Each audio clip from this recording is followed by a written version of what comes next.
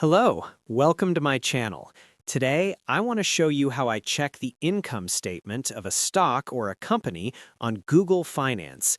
This is really helpful if you're trying to analyze a company's financial performance, understand revenue, track expenses, or just get a better idea of how the business is doing overall. When I open Google Finance, the first thing I do is search for a stock or ETF I'm interested in.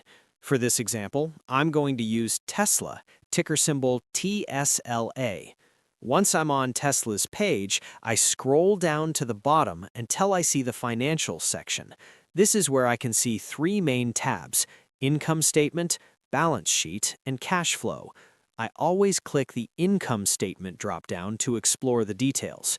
While I'm here, I like to switch between quarterly and annual reports depending on what I'm analyzing.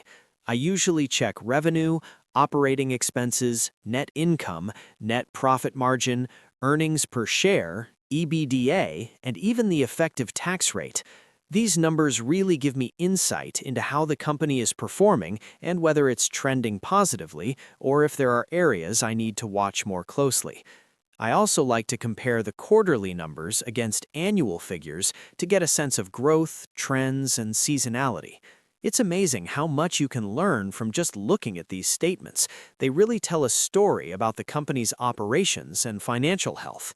So, that's basically how I view the income statement of any stock or company on Google Finance. Very simple, very straightforward, and it's a great habit for anyone who's serious about investing or just tracking company performance.